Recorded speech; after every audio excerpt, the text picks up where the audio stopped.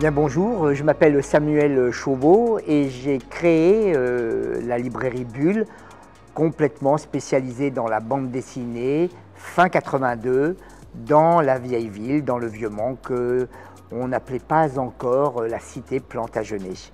Donc depuis fin 82, voici maintenant 40 ans, eh bien, bande dessinée, objets, design un peu, puisque déjà on pouvait trouver quelques objets qu'on va un petit peu aussi redécouvrir ici. En tout cas voilà, pour moi, en tout cas, bande dessinée, design, décor, architecture, ça a toujours été un peu ancré dans ma tête, dans ma manière de voir les choses. Pourquoi j'ai choisi ce fauteuil? Alors d'abord parce qu'il représente beaucoup de choses. Les années 50, 60, il représente surtout aussi un auteur emblématique, l'un des plus grands génies pour moi de la bande dessinée contemporaine, André Franquin, le papa de Gaston, le papa, pas de Spirou, puisque ce n'est pas lui le créateur de Spirou, mais c'est lui qui a donné les véritables lettres de noblesse à ce héros. Et déjà, moi, dans cette expo, c'est que quand, pour moi, aimant vraiment la BD depuis tout gamin, je vais avoir 61 ans, même dès l'âge de 10-11 ans, dans la bande dessinée, le décor, le mobilier m'avait déjà frappé. Et je me souviens déjà de tout ce qui est décor de André Franquin. Pourquoi, je ne peux pas vous le dire, mais en tout cas, je connaissais déjà la forme, le design de certains objets, de certains fauteuils, parce que c'était pratiquement mon quotidien dans la lecture de ces petits Mickey, comme nous appelions ça à l'époque. Mais je ne savais pas ce que ça pouvait dire, ce que ça pouvait représenter. Je trouvais ça bien dessiné. Et puis comme par la suite, en grandissant, j'ai eu vraiment une appétence encore plus forte pour les années 50-60, c'est là où j'ai commencé à regarder et me dire, mais ces auteurs, ils sont complètement fous quand même, parce que, encore une fois, ils ne dessinent pas n'importe quoi, ils ne dessinent pas n'importe comment, ils se documentent, ils vont chercher à droite et à gauche, ils ont une culture personnelle, et eh bien, ils la retranscrivent, ils la redessinent à travers ces albums. Et aujourd'hui, on sait que ces gens ne faisaient pas n'importe quoi. On peut dire la BD, c'est un médium mineur, ces auteurs ne sont pas vraiment... Oui, peut-être si vous voulez, mais allez voir déjà ce que faisaient ces auteurs à l'époque. Moi, ça me sidère en fait. Hein. Vous pouvez regarder beaucoup de ces albums, beaucoup de ces héros, et vous allez avoir une photo de l'instant T de la société française, de la société belge, ou bien d'autres encore. Hein. Depuis plus d'un demi-siècle, en fait, on s'aperçoit que les auteurs vont pêcher à droite et à gauche dans ce qu'ils aiment aussi. Hein. Je reviens toujours à Franquin. Je ne me souvenais pas, je ne connaissais pas les noms des créateurs, par exemple, de cette chaise. Hein. Il y avait Marco Zanuzzo qui crée le fauteuil Lady, je crois que c'était Lady 51, je crois, de mémoire. Et puis après, Osvaldo Borsani qui avait créé sa société qui s'appelait Techno. Et en fait, à chaque fois, Franquin possédait des fauteuils, des sièges de ses créateurs, il les appréciait et donc il ne cessait de les redessiner dans à travers les aventures de ces héros. Et puis après, par la suite, beaucoup d'auteurs, puisque je crois qu'ici, il y a à peu près pas loin de 600 vignettes de plein d'auteurs différents.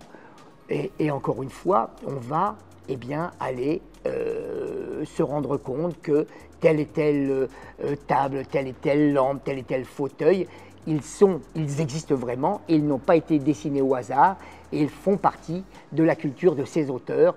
Et vous pouvez là encore une fois suivre décennie par décennie peut-être un petit peu l'évolution de tout ce qui est mobilier, de tout ce qui est architecture. Et là encore, moi ça m'époustoufle. Moi j'ai eu la chance aussi d'ouvrir et que quelques années plus tard, un jeune archi arrive comme voisin à mes côtés. Lui était féru aussi de tout ce qui était design et notamment de fauteuils.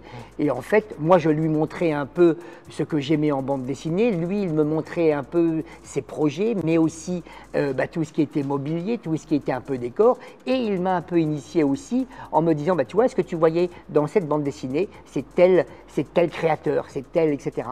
Et si vous aimez ça, si vous êtes curieux, évidemment, par la suite, eh bien, moi je continue à aller voir, à aller observer quelques musées qui peuvent vous présenter aussi un certain nombre de tous ces ouvrages.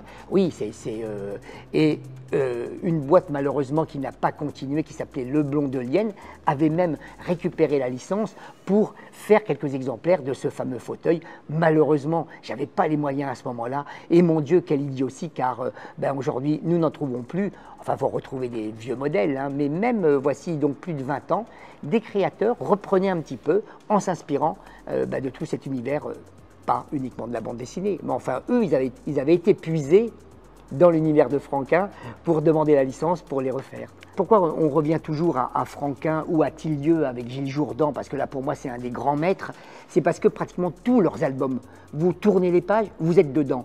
Après, dans tout ce qui est plus contemporain, d'abord, il faut savoir dessiner le réalisme, hein. La BD réaliste, c'est compliqué aussi. Il y a des auteurs, ils préfèrent aussi styliser, ils préfèrent la SF, ils préfèrent d'autres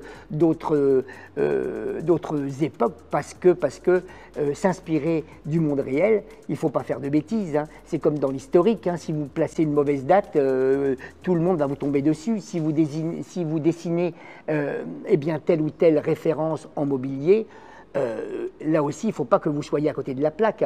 Aujourd'hui, dans la BD plus moderne, en fait, les auteurs font toujours attention à tout cela. Et alors, vous citez un album en particulier, l'affiche quand même qui représente l'expo ici, l'Argo Winch, oui, peut être tout à fait aussi un bon exemple, hein. 1990, là aussi vous suivez l'Argo, et comme l'Argo il existe depuis plus de 30 ans, bien tout au long de ses aventures, vous allez à travers, en feuilletant les pages, et bien voir l'évolution aussi de tout cela. L'architecture aussi, on parle de mobilier, mais également l'architecture, et comme je le disais, également l'automobile, hein. De la retranscription, mais il y a des fois aussi le côté visionnaire aussi. Quand je vois aussi la chaise d'école également, c'est marrant de se dire, tiens, ces objets du quotidien, un créateur est derrière, ce créateur évidemment va être repris par des créateurs, par tout ce qui est monde culturel, du cinéma, de la peinture, de la bande dessinée, etc. Moi je trouve ça vraiment intéressant. Et puis alors, comme évidemment mon médium, c'est celui de la bande dessinée, maintenant, cette expo, moi, elle me donne envie d'aller refeuilleter les albums pour aller dénicher qui d'une chaise, qui d'une table, qui... Ça, c'est vraiment... ça m'a remis vraiment un petit peu cela en tête.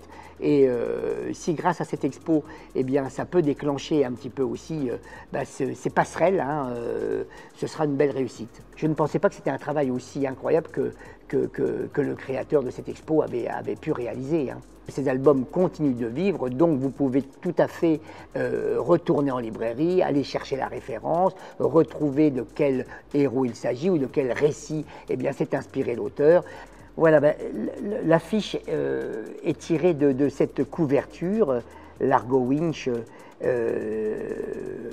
héritier d'une grosse fortune, qui va connaître des enquêtes qui se passent souvent dans le monde du business, dans le monde des affaires, dans le monde de l'argent. 1990, Jean Van Damme, un des plus grands scénaristes et raconteurs d'histoires depuis les années...